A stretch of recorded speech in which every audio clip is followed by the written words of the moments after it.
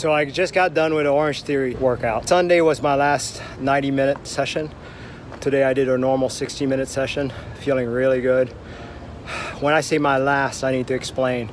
So when I first came into Orange Theory, I made a promise to myself after finding out I was pre-diabetic that I would hold a workout for 5 years. And then after that, I could quit. I allowed myself permission that no matter what I did, I had to keep coming up. I had to show up. What I mean by that is I told myself, even if I didn't feel like going, I would just show up at the lobby. And actually I've done this twice, showed up and walked back out. One time I was actually sick, but I showed up anyways. Thought I could do a workout. One time I was fasted, and didn't think I could do it. That was when I just showed up and left. There were other times I left mid-workout because I didn't feel like pushing myself. I didn't feel like something was right, something was wrong. I just got up, got out, no regrets, ready to do it again next time. I start off walking on a treadmill, for example. I could never finish a full workout. I would pause and watch people work out. That's pretty much what I did the first few, probably first month. After about a year, I could do a quasi slow jog. And really, coincidentally, around that time was when I got into the low carb, high fat. So I'm not sure if it was because of low carb, high fat. My endurance took off a little bit, I could do that.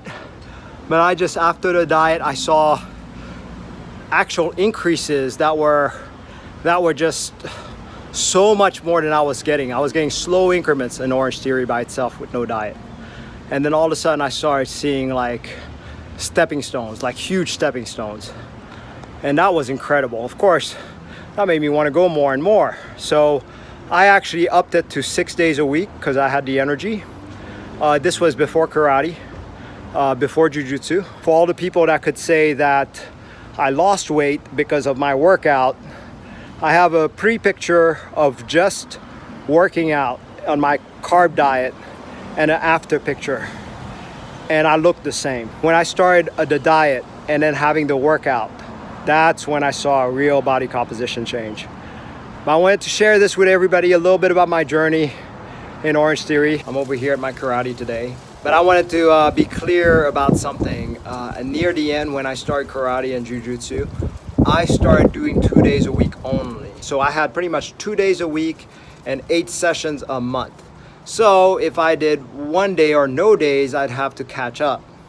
So sometimes that's where I worked out a little more and sometimes I worked out a little less. But I tried to make 8 sessions a month. So now, where do I go from here? What will I do? How will I fill in that space? I don't know the answer to that. All I know is I made my 5-year commitment, which I'm very proud of myself about that. I've thought about things like yoga, possibly something like maybe ballroom dancing, parkour, gymnastics. Yes, parkour and gymnastics, most people will say, well, you're too old. There's nothing you can do, that's gonna be equivalent of anything. As a carnivore, I mean, yes, I would say normally I am too old. I am 49. So, but as a carnivore, I mean, how do I know? I'm not in my 20s anymore, but I've noticed I've gained a lot of flexibility by going this path. Of course, with the dancing part, there is the issue. My wife would not do it with me, and I'm not sure if this could get me in trouble. She may not like watching me dancing with somebody else. That could get uncomfortable maybe. So I don't know if that might pan out. Now, as far as the parkour or American Ninja Warrior or whatever, I haven't checked those out. The problem with those is times. I don't know if the time will work out for me, whether I can actually squeeze this in. Remember, I am a father of 2 after all. I do have responsibilities. I have a full-time job. I help coach on the side, and I do the group coaching with Bella. So this is quite a bit on my plate. I wanted to remind you guys for the November challenge coming up. We've had a lot of success so far for people feasting and also getting into their fasting game. And I've been amazed by every member that's been doing what they do and amazed by their story. It may be something small like a picture of their before and after a month later, but the difference is just, to me, I mean, I'm just amazed. I'm floored. I'm like, wow, this is only a month. This is incredible. I'm also amazed by their tenacity and willing to go through this. We're talking about during that first 2 weeks, not everybody loses weight when they're feasting. Some people actually gain weight during that priming period, and they still stick with it. And let me tell you, hats off to that, because I know what it feels like to gain weight.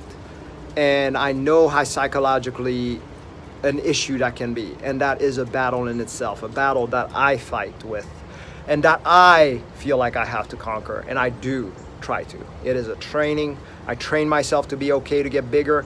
I train myself to be okay when I get too skinny sometimes, because I'll tend to go overboard in my fasting also. I try to walk that fine line, that yin and yang right in between at all times if I can. But that takes clear awareness of everything that I do. It's not the easy path by any means, but it's not hard either.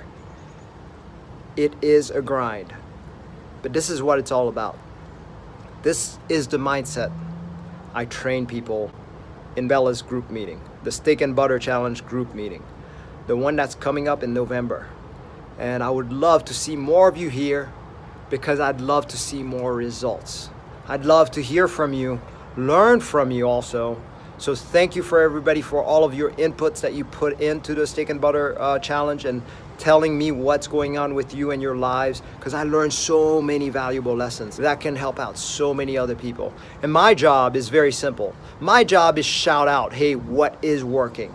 This is how it's doing. I had my own results. I've had my clients' results. But each and every one of you that succeed also, all of those are still valuable. So every one of you are gems. And I want to encourage you to please join the challenge and help me out. Let's grow this carnivore community. The good thing about Orange Theory is I could do it early in the morning, right when I woke up, all the way to like 7 or 8 o'clock in the evening. So I could always pick and choose a time to actually do it. And it was only in 1 hour, so it wasn't that bad. So it was manageable. These other things are going to be probably you have to show up at that certain time, certain day, and it's rigid. So that's the challenges that I'll have. Now, I want to say, what happens if I don't do any type of extra workout?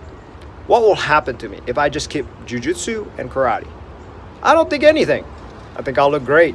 I have the X3 bar, so I'm going to start using that actually, because I saw Dr. John Jackwish. He's done an amazing job with just the X3 bar and pretty much being on a carnivore diet. I like the way he bulked up.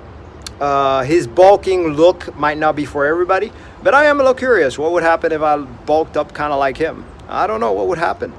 Of course I wouldn't do it intensely. I never do anything intensely. I just do it because, I got the energy, I can do it. I'd love to hear from you, learn from you also. So thank you for everybody for all of your inputs. Every one of you are gems. And I want to encourage you to please join the challenge and help me out. Let's grow this carnivore community, be the best that we can be. Anyways, thank you for watching. If you like this content, please like, subscribe, be curious, stay curious.